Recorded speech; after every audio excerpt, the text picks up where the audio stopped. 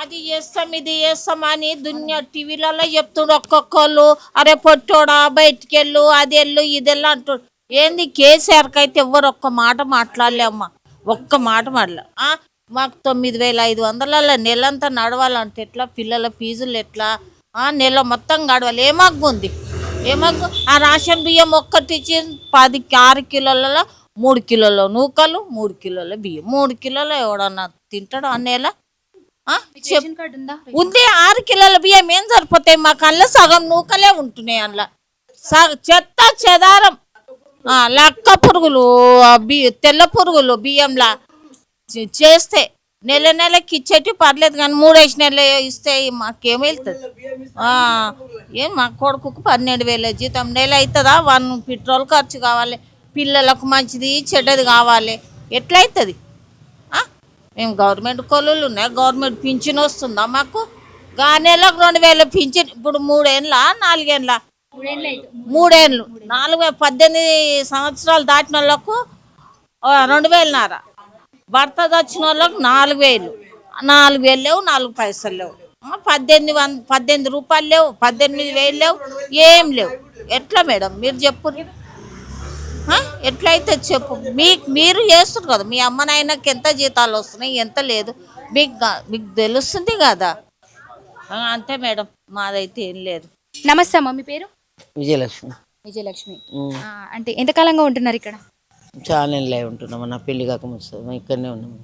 పెళ్ళి నుంచి ఇల్లు ఉందా అమ్మ మీకు? మాకు ఇల్లులు పెద్ద పెద్ద ఇల్లులు తీసుకొని ఈ కోటరస్తులు చేసి ఇచ్చారమ్మా. మాది పెద్దగా ఉండే ఇల్లులు. ఆ పెద్ద ఇల్లులు తీసుకొని ఇల్లుకి ఇంత చేసి అలానే లేట్రిన్, అలానే బాత్రూమ్, అలానే పోయి రూము. కోడళ్ళు వచ్చినా సరిపోదు, కొడుకులు వచ్చినా సరిపోదు. గీసుంటి చేసి ఇచ్చారు మాకు. ఇప్పుడు ఇందిరమ్మ ఇల్లు ఇస్తామంటూ కూడా చెప్తుంది కాంగ్రెస్ ప్రభుత్వం. దరఖాస్తు పెట్టుకున్నారా? మాకు ఇందిరమ్మ ఇచ్చే ఇల్లు పెట్టినాం, ఇంకా రాలే.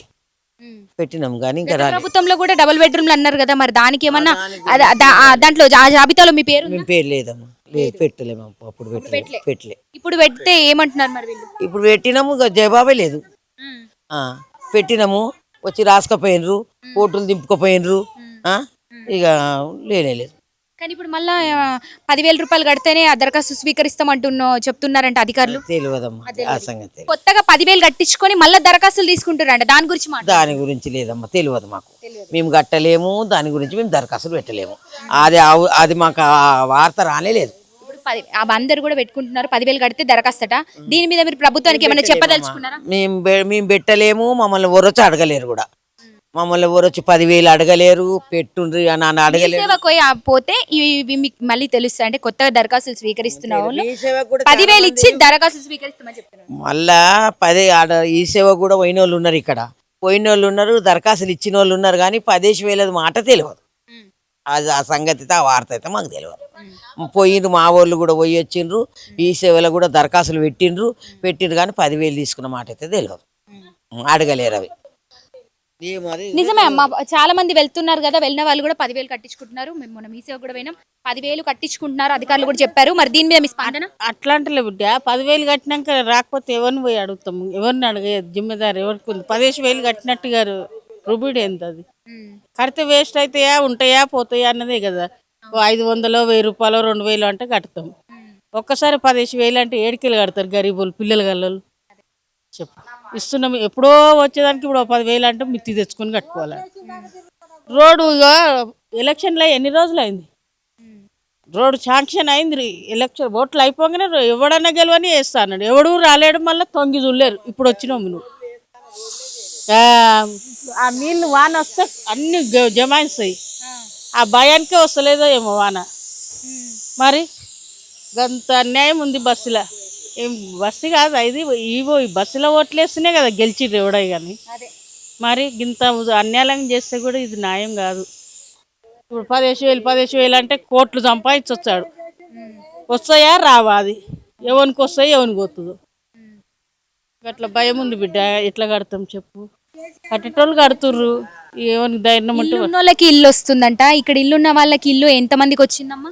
ఎవరికి లేవు, ఇండ్లే లేవు, కిరాయిలకు తీసుకొని ఉన్నాం పిల్లలు. ఆహా, మీరు కిరాయిలకు తీసుకురు ఇండ్లు అంటే పట్టాలు ఉన్న వాళ్ళకే మళ్ళా డబుల్ బెడ్రూమ్ లో ఇల్లు వచ్చినాయంటే ఇప్పుడు కూడా ఇల్లు ఉన్న వాళ్ళకి ఇల్లు వస్తున్నాయి కానీ నిరుపేదలకు రావట్లే అంటున్నారు. అమ్మ లోపట వచ్చినోనికి వస్తాయి బిడ్డ, ఎవరికి వచ్చిందని ఎవరు చూడబోతాం, అదే అంటున్నా. ఎవరికి చూడబోము. ఉన్నోనికే దొరుకుతుంది, లేనోనికైతే దొరకదు, దొరకవు, ఎవరికి ఇయ్యడు. పెట్టుకోవద్దు, పట్టాలు లేవు, మాకు ఇండ్లు లేవు, ముంగి లేవు, ఇవి ఉన్నాయి. కోడలికి ఇల్లు లేదు, నాకున్నది ఇల్లు కానీ మా కోడలికి లేదని అది ఓటు తీసుకుపోయినరు